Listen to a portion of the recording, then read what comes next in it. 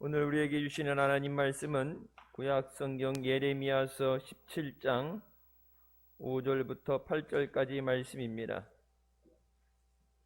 예레미야서 17장 5절부터 8절까지 말씀 찾으셨으면 같이 봉독하시겠습니다. 나 여호와가 이같이 말하노라. 무릇 사람을 믿으며 혈육으로 그 권력을 삼고 마음이 여호와께서 떠난 그 사람은 저주를 받을 것이라. 그는 사막의 떨기나무 같아서 좋은 일에 오는 것을 보지 못하고 광야 간조한 것 건건한 땅 사람이 거하지 않는 땅에 거하리라.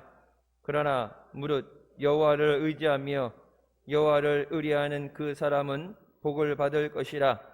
그는 물가에 심기운 나무가 그 뿌리를 강변에 뻗치고 더위가 올지라도 두려워 아니하며 그 잎이 청청하며 가무는 해에도 걱정이 없고 결실이 그치지 아니함 같으리라. 아멘. 말씀은 살아계신 하나님 아버지 말씀이십니다. 할렐루야.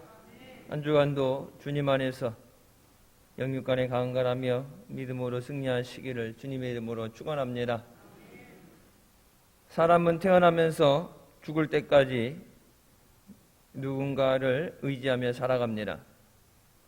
그런데 누군가를 의지하느냐에 따라서 다른 영향과 결과를 맺게 됩니다. 예수님을 믿고 구원받아 하나님을 의지하고 사는 자는 의인의 길을 걷고 예수님 없이 자신의 능력과 사람을 의지하며 사는 자는 악인의 길을 걷습니다. 주님의 자녀된 우리는 언제나 하나님을 믿고 의지하는 의인의 길을 걸어가야 하는 줄 믿습니다. 첫 번째, 사람을 믿고 의지하는 사람이 있습니다. 하나님께서는 악인의 길에 대해 분명하게 말씀하십니다.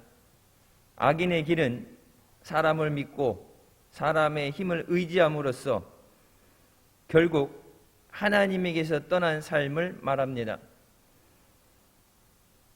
자신이 인생의 주인이 되어서 하나님 없이 살아가는 삶을 말합니다. 물론 우리가 살아가면서 다른 사람들의 도움을 어떻게 안 받겠어요? 여러분, 먹고 사는 것도 농사 짓는 사람들, 배달하는 사람들, 장사하는 사람들, 다른 사람들의 역할 분담이라는 것도 있지만 다른 사람들에 의해서 도움을 받고 또 도와가며 살아갑니다. 그런 도움 일절 밟지 말고 너 혼자 이제 운박 짓고서 농사 지면서 살아라가 아니라 그 어떤 것을 의지하는 것이 하나님에게서 떠나는 삶, 하나님 없이 살 수 있다는 삶이 돼서는 안 된다고 말씀하십니다. 하나님만 섬기도록 창조된 인간이 하나님 없이 내가 내 삶의 주인이 되어 살아가는 것, 그래서 하나님같이 되려고 한 것이 바로 아담과 하와가 지었던 죄입니다. 사탄이 하나님에게 지은 죄입니다. 그리고 지금도 마귀가 이 세상이 짓게 만드는 죄입니다. 하나님 없이 살 수 있다. 내가 내 인생의 주인이다. 내가 만족하고 내가 좋고 내가 하고 싶은 대로 사는 것.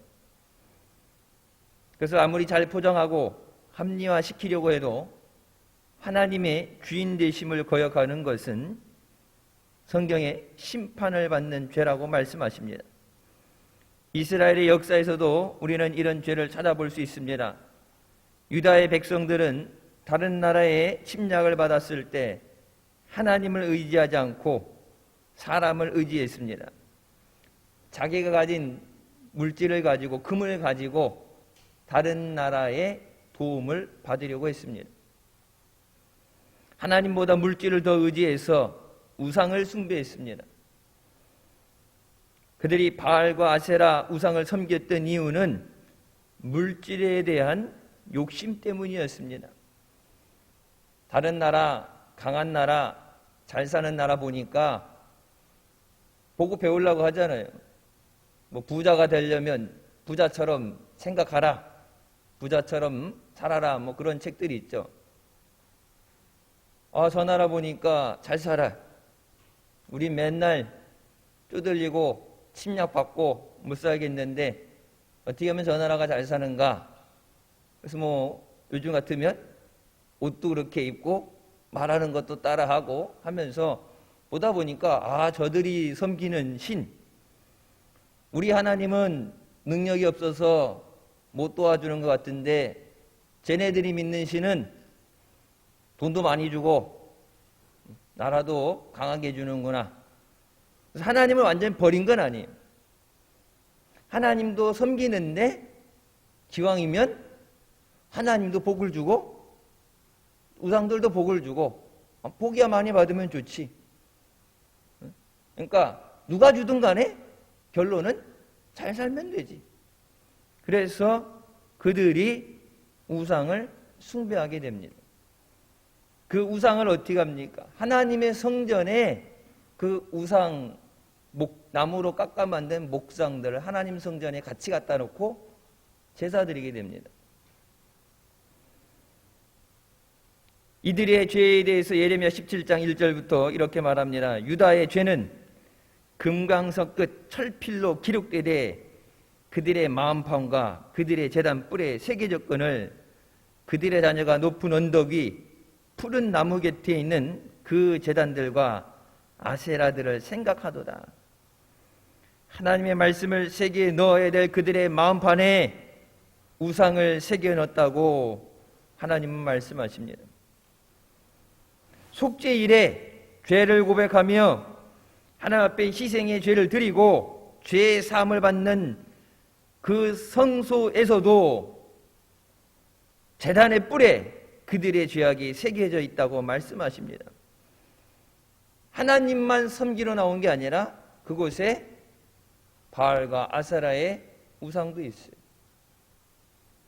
죄의 사함을 받고 용서를 받아야 하나님의 은혜를 받을 수 있는데 죄의 사함 받겠다고 나온 그 자리에서 죄를 짓고 있습니다.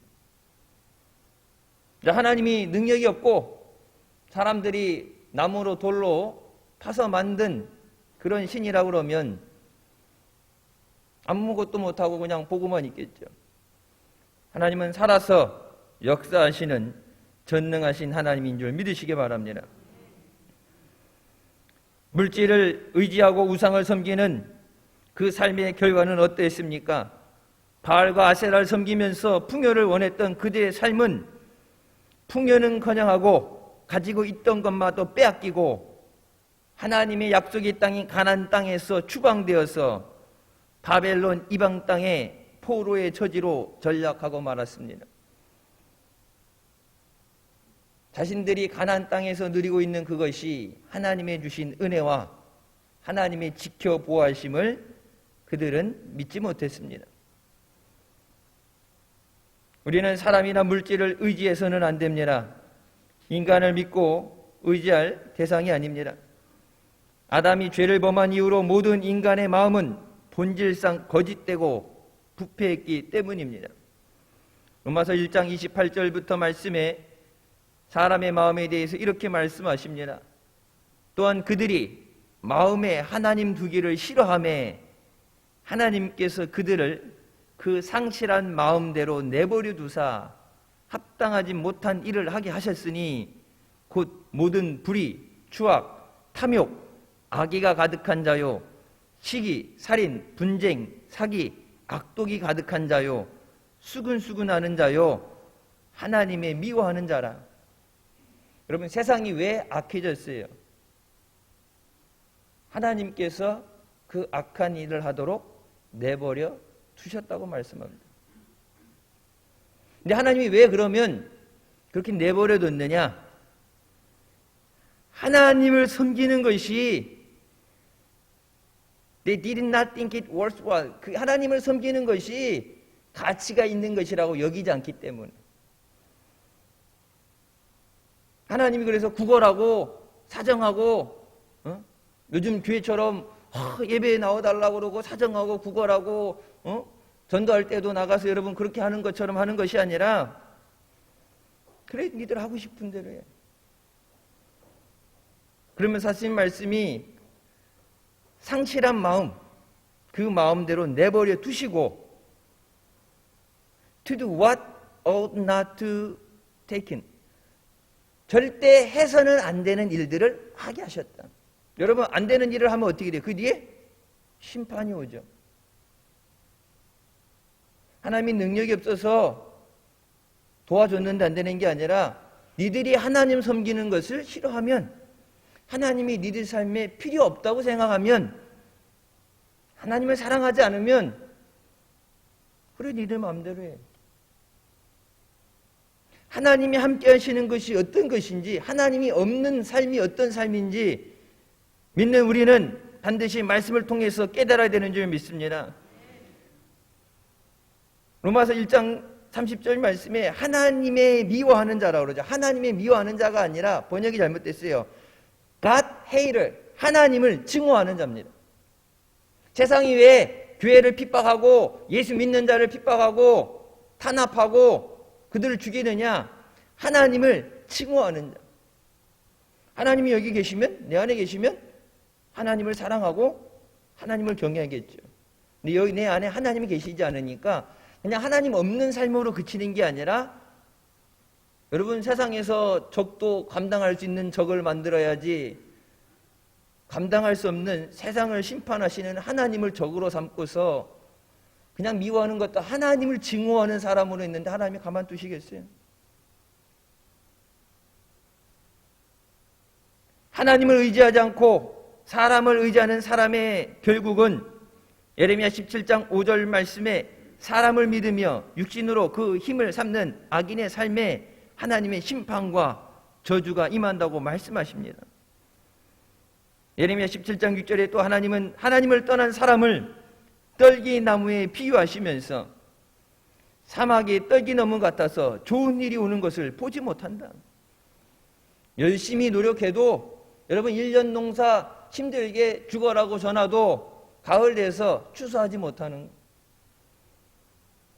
자식들 위해서 힘들여서 열심히 노력했는데 그 자식들이 잘 되는 것을 보지 못하는 거예요. 고생은 지질이 했는데 그 고생 끝에 낙이 있다고 그러잖아요. 노년에 대해서 이제 안정적인 삶 가운데서 자녀들의 섬김을 받으면서 평화로운 삶을 누려야 되는데 좋은 것이 오는 것을 보지 못한다. 광야에 사람이 살지 못하는 땅에 살게 되리라. 그냥 좋은 곳이 오지 못하는 게 아니라 계속해서 하나님이 없는 삶은 광야에서 버려진 삶이라고 말씀하십니다. 여러분, 사막에 있는 떨기나무는 열매를 맺지 못하기 때문에 아무 쓸모가 없습니다. 그 사막에서 잘 자라요. 사막에 햇빛이 세고 물이라든지 여러분 이런 거 잘 해주지 못하면은 자랄 수 없죠. 우리나라도 기후가 변하면서 여러분 재배하는 작물들, 나무에 맺어진 열매들이 틀어지잖아요. 옛날에 사과가 맺혀졌던 데서 어떻게 돼요? 더 추운 지방으로 올라가게 되고, 밑에 지방에 제주도 같은데 이제 열대 지방처럼 바나나 갖다 키우고 오렌지 나무 갖다 심고, 인삼이라는 거 우리가 재배하는 것도 뭐 날씨 추운 지방으로 계속해서 이동하게 되죠. 날씨에 따라서 거둬들일 수 있는 것이 다르게 되는데, 여러분 그 광야 사막에서 누구 돌봐주는 사람 없는데 자라긴 잘 자라요. 근데 열매가 없어요. 생명력 기면 뭐합니까? 쓸데가 없어요. 그러니까 쓸데가 없으니까 아무도 돌아보지 않고 건들지 않으니까 그냥 무성하게 있게 됩니다. 예레미야 17장 13절에 하나님을 떠난 사람에 대해서 이스라엘의 소망이신 여호와여, 무릇 주를 버리는 자는 다 수치를 당할 것이라. 무릇 여호와를 떠나는 자는 흙에 기록이 되오리니 이는 세계의 근원이신 여호와를 버림이니라. 생수의 근원 되시는, 여러분 사람이 물 없으면 살 수 있어 없어요? 물 없이 안 살아봐서 몰라요? 여러분 물 없이 3일을 못 삽니다. 여러분 단식한다 그러는데 단식하는 사람들 보면 뭐예요? 앞에 보리물 갖다 놓고, 그 보리물 먹으면 안 돼. 그냥 물 먹어야지. 옛날 보면은 국회의원들 뭐 단식한다 그러면서 보리물 갖다 놓고 링거 주사 맞으면서 그건 단식 아니에요. 금식할 때는 물을 먹죠. 그냥 물이 아니라 소금을 탄 물을 먹어요. 몸 안에 모든 장기들이 망가지기 때문에 수분을 공급해 줘야 돼요. 단식은 물조차도 먹지 않는 거예요. 단식이 먼저 물르고 단식한다는 얘기죠. 근데 사람이 물 없이는 살 수 없습니다. 하나님을 떠난 사람의 삶은 열매가 없고 마지막에 고통 가운데 버림받게 되는 삶입니다. 두 번째로 하나님을 믿고 의지하는 사람이 있습니다. 하나님께서는 의인의 길에 대해서 이렇게 말씀하십니다. 의인의 길은 하나님을 의지하고 하나님을 내 삶의 주인으로 모시고 사는 삶이다. 이런 의인의 길을 걸어갔던 대표적 인물이 다윗입니다. 사울에게 쫓겨서 도망 다니던 시절 다윗은 수없이 죽을 고비를 넘겨야 됐습니다. 그러나 그때마다 사람을 의지하지 않고 하나님을 의지했습니다. 자신의 손으로 사울을 죽일 수 있는 기회도 있었어요. 자기가 원할 때 내가 목마르다, 저기 있는 우물물 저 물 맛있는데 먹고 싶다. 여러분 보세요. 그 신복들이 그 물을 기들어 간다 하잖아요.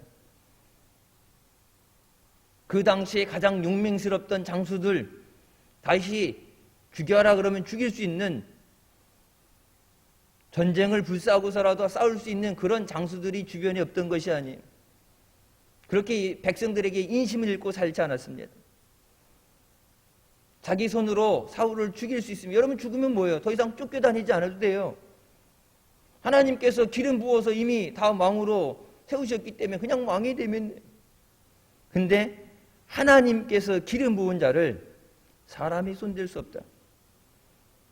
하나님께서 죽이든 살리든 하나님이 하시는 일이기 때문에 내가 임의적으로 사람의 손을 빌려서 어떤 것도 하지 않겠다. 여러분 그것을 하나님은 기뻐하십니다. 내가 먼저 죽이려고 하는 게 죽이려고 했던 거니까 내가 살기 위해서는 할 수 없이 죽일 수밖에 없죠. 여러분 전쟁할 때 전쟁에는 2등이 없다고 그러죠. 가만히 있는데 침략해 왔으면 살려면 싸워야죠. 사울이 먼저 죽이고자 하고 달라들었는데 그것도 사위를, 다윗이야 하나님 앞에 떳떳해요. 아니 하나님이 왕으로 세우셨는데 그럼 지켜줘야지. 맨날 쫓겨다니면서 죽을 고비 넘기면서 미친 척까지 해야 되는데 하나님 내가 살려면 할 수 없었습니다. 그렇게 핑계를 대고 이해를 댈 수 있는데 다윗은 자기가 쫓겨다니는 한이 있어도 하나님의 기름 부은 자에 대해서는 손을 대지 않습니다.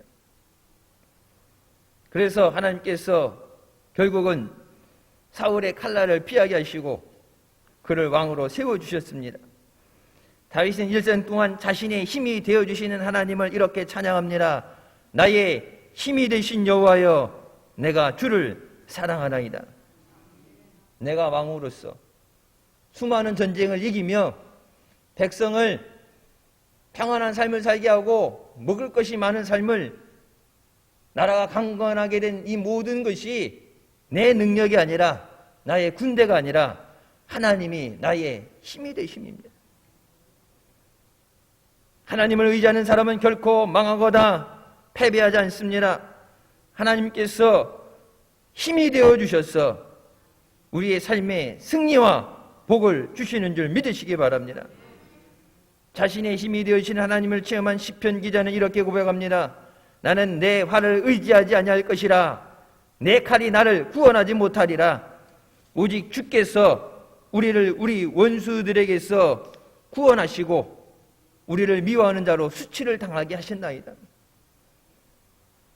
우리는 날마다 영적 전쟁에서 승리하기 위해서 하나님을 의지해야 합니다. 우리가 하나님을 믿고 의지할 때 하나님께서 우리에게 위대한 승리와 은혜와 복을 주시는 줄 믿습니다. 하나님을 의지한다는 것은 무슨 말입니까? 하나님을 의지한다는 것은 하나님의 말씀이 우리의 생각과 달라도 그 말씀을 절대 믿고 순종하는 것입니다.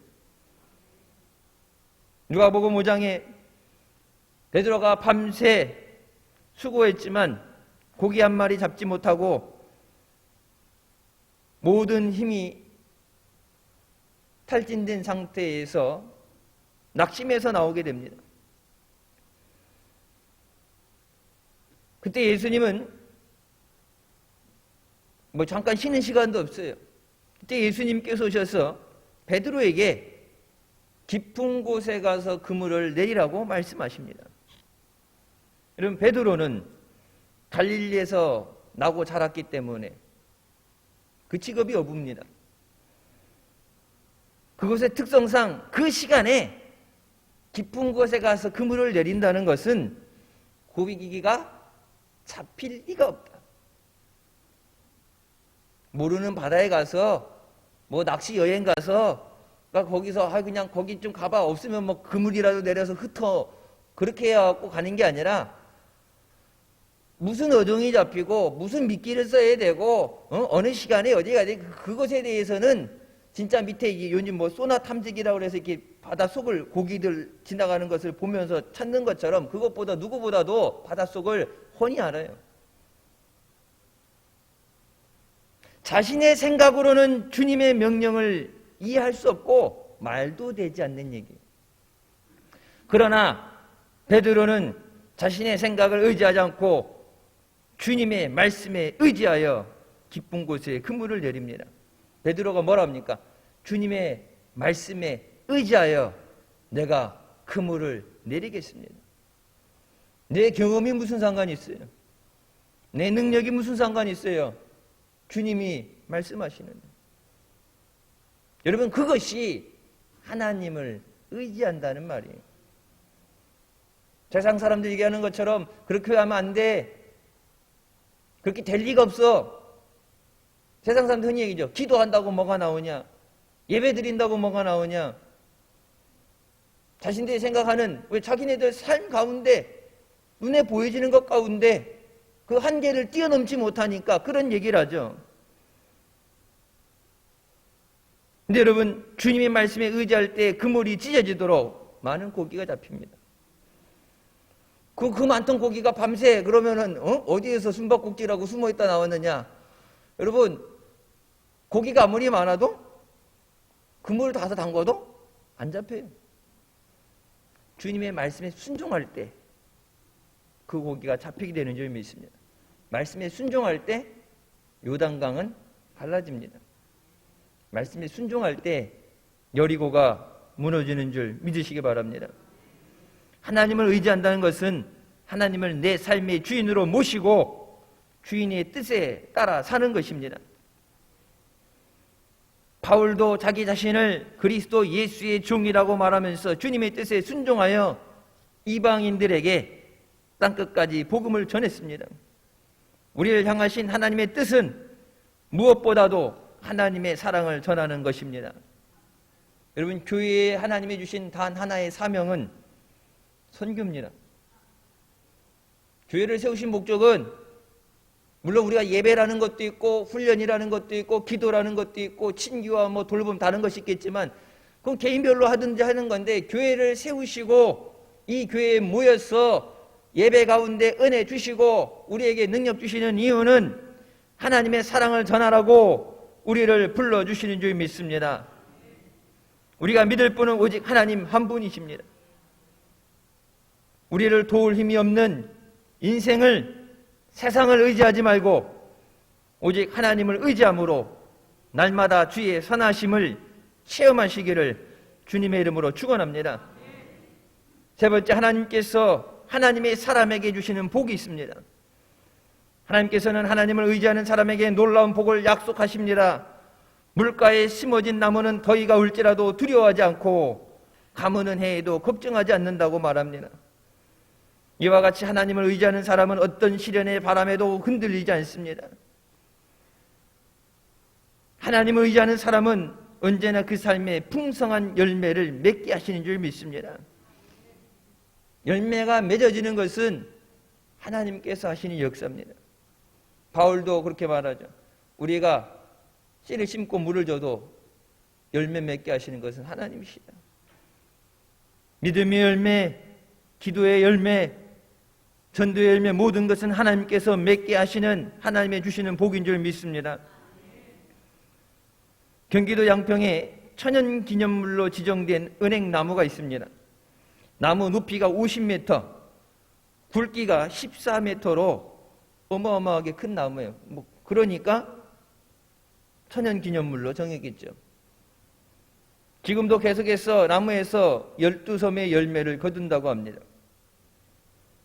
이 은행나무가 어떻게 그렇게 크고 많은 열매를 맺을 수 있는가 조사를 해봤더니 나무가 그 뿌리를 뻗쳐서 근처에 있는 시냇가에 그 뿌리를 내리고 시냇가에서 수분을 계속해서 공급받기 때문이다.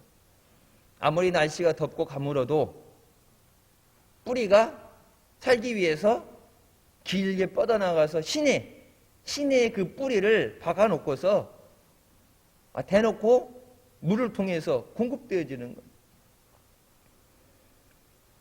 시냇가에 뿌리를 내니 나무가 많은 열매를 맺는 것처럼 하나님을 믿고 의지하는 사람에게 생명의 근원 되신 하나님에게 믿음의 뿌리를 내리고 있는 삶에 아무런 부족이 없는 풍성한 삶을 주시는 줄 믿으시기 바랍니다. 하나님께서 그 모든 기도를 들으시고 필요를 채워주시며 모든 것을 공급해 주십니다. 여러분, 우리는 성경의 말씀을 통해서 이미 그 모든 것을 알고 있습니다. 광야 40년 길 가는 동안에 그들의 신이 헤어지지 않고 입은 옷이 닳지 않고 40년 농사 짓지 않고 목축을 하지 않아도 양식이 끊어지지 않게 하시고 배고프다고 고기 먹고 싶다고 그럴 때 여러분 만나를 메추라기를 공급해 주시는 그 하나님, 애굽에서 나갈 때 짊어지고 나간 것 같고 40년을 먹은 게 아니에요. 그 40년 동안 양식과 물이 끊어지지 않도록 어려움을 당하지 않도록 지켜 보호하시고 공급하신 것이 하나님의 능력인 줄 믿으시기 바랍니다. 우리가 인생을 살다 보면 여러 가지 어려움을 만나게 됩니다. 예상하지 못한 어려움도 있습니다. 알면서도 피해가지 못하는, 감당하지 못하는 어려움도 있습니다. 지금도 그렇죠. 전염병에 대해서 예측을 하면서도 방법은 없어요. 마스크를 쓰고 거리를 두고 소독을 잘하고 손소독을 잘하고 하는 것. 독감이 오게 되면, 독감 유행하게 되면 더 어려워진다 얘기는 하는데 여러분 실상은 어때요? 독감 예방접종도 마음대로 못해요. 국민 5천만인데 뭐 갑자기 어디서 떨어진 게 아닌데 그 5천만이라는 숫자가 있는데 백신을 준비한 거는, 여러분 접종약 준비한 거는 2천만도 되지 않습니다. 예상하지 못하는 어려움도 옵니다. 질병의 어려움도 오고 엎친 데 덮친다고 우리의 삶에 경제적인 한파가 불어닥치게 됩니다. 하지만 하나님을 믿고 의지하는 자는 하나님께서 그 믿음의 뿌리를 통해서 필요한 영향을 공급하시고 하나님께서 지켜 보호하시기 때문에 두려워하거나 염려할 필요가 없습니다. 하나님을 믿고 의지할 때 하나님께서 지켜주시고 피할 길을 주시는 줄 믿습니다. 시편 1편 3편에 그는 시냇가에 심은 나무가 철을 따라 열매를 맺으며 그 잎사귀가 마르지 아니함 같으니 그가 하는 모든 일이 다 형통하리로다. 하나님을 의지하는 사람에게 하나님이 주시는 복에 대해서 시편 1편에 말씀하십니다. 하나님을 의지하는 자는 그 하는 모든 것이 다 형통하리로다. 여러분, 이 형통이라는 것 로마서 8장 28절에도 나오시죠. 모든 것이 합력해 선이 된다는 그 말은 우연히 자연스럽게 되어지는 것이 아니에요. In everything God works. 모든 것에 하나님이 역사하셔서 그것이 선이 되게 하시고 열매 맺게 하시고 은혜가 되게 하신다. 여러분, 그 은혜를 누구에게 주십니까? 하나님을 의지하는 자에게, 하나님을 사랑하는 자에게 넘치는 은혜를 주시는 줄 믿으시기 바랍니다. 때로는 시련을 통과하면서 우리의 믿음이 더욱 성숙해지게 되고 믿음의 뿌리를 굳건히 내리게 됩니다. 스펄전 목사님은 시련이 성숙의 기회임이라고 그렇게 말합니다. 우리의 감정을 무참히 짓밟아버리는 모든 환경은 축복이다. 그것은 우리를 교육시켜 그리스도인 대장부로 성장케 해주며 우리를 가르쳐 단지 하나님이 평안을 주실 때뿐만 아니라 우리를 시험하실 때에도 그분을 사랑하도록 해준다. 하나님의 능력이 없어서가 아니라 세상 가운데 우리가 당하게 되는 시련과 환난 가운데 하나님은 그것을 통해서 평안할 때, 기쁠 때, 넉넉할 때뿐만 아니라 어려운 가운데도, 환난 가운데도 하나님을 사랑하며 하나님을 의지하며 믿음으로 살게 해준다고 말씀하십니다. 욥기서 42장에 그렇게 말씀하시죠. 내가 귀로만 하나님을 들었지만 이제는 내 눈으로 하나님을 보옵니다. 늘 그냥 하나님 말씀, 이스라엘 백성에게 주신 말씀이 아니라 때로는 우리가 걸어가게 되는 그 광야의 길, 어려움을 통해서 하나님은 살아계신 하나님을 우리가 만나게 하시고 그 가운데 그 능력을, 그 은혜를 우리에게 허락해 주신 줄 믿습니다. 요셉은 애굽의 노예로 팔려가고 억울한 누명을 쓰고 감옥에 갇히는 어려움 가운데도 끝까지 하나님을 의지했고 하나님의 인도하심을 믿음으로 하나님이 범사에 형통케 되는 은혜를 경험했습니다. 여러분 창세기 39장에 보면 그가 종으로 팔려가서 종들을 지키는 자가 됐을 때도 감옥에 안에 갇혀서 간수를 돕는 자가 됐을 때도 하나님을 믿지 않는 자들, 세상 사람들을 입을 통해서 고백하게 하신 말씀이 뭐예요? The Lord was with Joseph. 하나님께서 요셉과 함께 하신다. 우리가 생각할 때 하나님이 함께 하시면 고난도 안 당해야 되고 억울한 누명도 안 써야 되고 팔려가지도 않아야 된다고 생각하는데 하나님은 그 애굽의 총리라는 하나님이 갖고 계신 그 계획을 이루실 때 애굽에 가야지 애굽 총리가 되죠. 이스라엘에 있으면서 애굽 총리가 될 수는 없잖아요. 요즘처럼 행정고시를 보고 시험을 봐서 가는 것도 아니고 이방인에게 여러분 국무총리면은 왕 다음 자리인데 그렇게 쉽게 자리를 내주겠어요. 요셉이 국무총리에 있었기 때문에 7년의 가뭄과 환란이 올 때 이스라엘 백성이 먹을 것으로 삶을 살게 됩니다. 요셉을 통해서 좋은 곳에 이스라엘 백성이 유하여 머물게 됩니다. 근데 그 모든 것을 통해서 하나님께서 요셉을 인도하실 때 요셉에게 모든 것을 설명하시고 동의를 구하진 않으셨어요.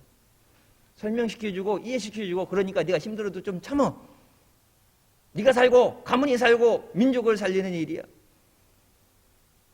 그렇게 동의를 구하시진 않았어요. 여러분 보세요. 요셉이 하나님을 믿음에 하나님은 나를 사랑하시기 때문에 내게 선을 베푸시고 내가 가는 길 동안에 하나님이 나를 지켜 인도하실 줄 믿습니다. 비록 환난의 길을 갈지라도 그래서 시편 23편에 뭐라 그럽니까? 사망의 음침한 골짜기를 지날지라도 해를 두려워하지 않는 것은 주께서 나와 함께 하심이라. 요셉에 대해서 세상 사람의 입을 통해서 간증하게 하십니다. 하나님이 주 여호와 하나님이 저와 함께 하시는 것. 하나님을 의지하는 사람에게 주시는 복을 시편 92편 12절부터 말씀에 나옵니다. 여기서 의인은 종려나무와 백향목의 비유가 되게 되는데 이 나무들의 특징은 번성입니다. 종려나무는 수명이 100년에서 200년이며 늙어서도 나무에 많은 열매를 맺게 됩니다. 백향목의 수명은 1000년이며 그때까지도 그 빛이 청청합니다. 하나님을 의지하는 사람은 종려나무와 백향목같이 사시사철 청청하게 하시고 열매를 맺게 하시는 줄 믿습니다. 그래서 종교개혁자 칼빈은 하나님과 함께하면 우리가 하는 모든 일이 형통하지만 하나님을 떠난 우리의 모든 삶은 헛된 것뿐이라고 말했습니다. 우리가 하나님을 의지하고 나아갈 때 하나님께서 우리의 삶에 열매가 그치지 않는 복을 주시는 줄 믿습니다. 시냇가에 심은 나무가 늘 잎이 푸르르고 결실이 그치지 않는 것처럼 한평생 오직 주님만 의지하며 영혼이 잘되고 범사가 잘되며 강건하고 형통한 복을 받으시기를 주님의 이름으로 축원합니다. 기도하시겠습니다. 사랑의 주님 은혜 감사드립니다. 죽을 수밖에 없는 죄인을 구원하여 주시고 이 자리까지 은혜 주시고 인도하여 주심을 감사합니다. 때로는 힘든 어려운 일이 우리를 낙심하게 만들고 슬프게 만들고 힘들게 만들지만 하나님이 우리와 함께 하시며 인도하여 주심을 믿고 하나님의 도우심을 믿고 믿음으로 하나님을 의지함으로 모든 어려움을 이기며 승리하는 복된 자녀들 되게 하여 주시옵소서. 하나님이 함께 하실 때 우리의 삶의 모든 것이 형통하게 되고 아름다운 풍성한 열매를 맺게 하시는 줄 믿습니다. 하나님 없는 삶은, 하나님은 떠날 삶은 단지 좀 뭔가시 부족한 삶이 아니라 그 모든 것이 헛된 것임을 깨닫고 매 시간 하나님을 더욱 사랑하며 하나님을 더 의지하며 하나님 앞에 믿음으로 간구해서 위로부터 부어주시는 넘치는 은혜와 복을 누리는 복된 자녀들 되게 하여 주시옵소서. 힘들고 어려운 시기를 지나며 그 어느 누구도 의지할 수 없고 세상도 해결하지 못하는 어려움 가운데서 우리의 생사 화복을 주관하시며 말씀으로 창조하신 하나님만 의지하며 예배의 자리에 나옵니다. 우리의 믿음으로 우리의 소원을, 우리의 문제를 하나님께 아뢰입니다. 하나님, 저들의 예배를 기뻐 받아주시고 저들의 기도를 들으시고 응답하여 주시옵소서. 문제를 해결하여 주시옵소서. 약한 육체를 고쳐 주시옵소서. 부족한 모든 것을 공급하여 주셔서 풍성한 삶을 누리게 하여 주시옵소서. 예수님의 이름으로 기도드립니다. 아멘. 하나님께 영광 돌리시겠습니다.